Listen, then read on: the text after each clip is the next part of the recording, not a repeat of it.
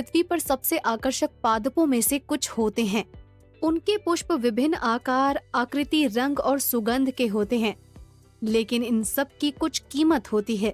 जब ये बीज के अंदर केवल एक भ्रूण होते हैं तो ये किसी भी अन्य बीज की तरह अंकुरित और विकसित नहीं हो पाते हैं। ये प्रकाश संश्लेषण से भी नहीं गुजर सकते हैं। इन्हें कृत्रिम रूप से प्रदान किए गए कवक या पोषक माध्यम की मदद की आवश्यकता होती।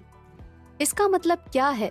सभी ऑर्किड अपने जीवन के किसी बिंदु पर विश्वपोषी होते हैं और फिर स्वपोषी में बदल जाते हैं। आपको याद नहीं है कि स्वपोषी और विश्वपोषी का क्या मतलब है? मैं समझाऊंगी।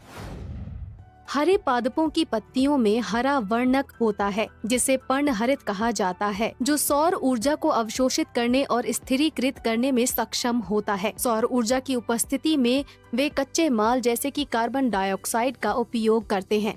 वातावरण से अवशोषित कार्बन डाइऑक्साइड गैस धीरे धीरे पत्तियों के अंदर विसरित हो जाती है। अतिरिक्त कच्चा माल जल अपनी शिराओं के माध्यम से पत्तियों में प्रवेश करते हैं। ये कार्बनिक खाद्य पदार्थों को संश्लेषित करने के लिए एक साथ अभिक्रिया करते हैं। यह पोषण, जिसमें जीव एक अकार्बनिक स्रोत से कार्बनिक पदार्थों को संश्लेषित करता रहता है, इसे स्वपोषी पोषण कहा जाता है। आइए एक मनुष्य का निरीक्षण करें और उसके शरीर को पारदर्शी बनाएं। मानव शरीर गोल कृमि जैसे कुछ जीवों का परपोषी होता है। ये गोल कृमि खाद्य कणों के साथ साथ मनुष्यों की आंत में स्वतंत्र रूप से चलते हैं और ये जीव परपोषी से अनेक पोषक तत्वों को अवशोषित करते हैं और संक्रमण कर सकते हैं। ऐसे जीव परजीवी होते हैं और उनके पोषण के इस तरीके को परजीवी पोषण कहा जाता है। यहाँ हम हिरण को पादप की पत्तियों को खाते देख सकते हैं। जंतु काफी हद तक अपने भोजन के लिए पादपों या अन्य जंतुओं पर निर्भर होते हैं। यह खाद्य पचता है और फिर ऊर्जा प्राप्त करने के लिए उपयोग होता है। यह पोषण, जहाँ पादप या जंतु उत्पत्ति से कार्बनिक पदार्थों को पचाकर ऊर्जा प्राप्त की जाती है, इसे विषमपोषी पोषण कहा जाता है। विषमपोषी पोषण विभिन्न प्रकार के हो सकते हैं।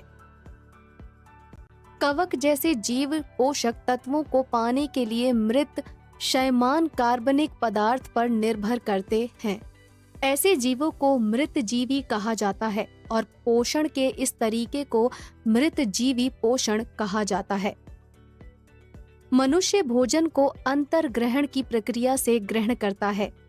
खाया हुआ भोजन ग्रास नली से होकर गुजरता रहता है और धीरे धीरे आमाशय तक पहुंचता है। अंतर्ग्रहित भोजन बाद में पच जाता है। आमाशय भोजन को इस प्रकार के छोटे छोटे कणों में तोड़कर पचाता है। ये छोटे कण आमाशय द्वारा प्रदर्शित पुरः सरणी गति के माध्यम से आगे छोटी आंत में चले जाते हैं।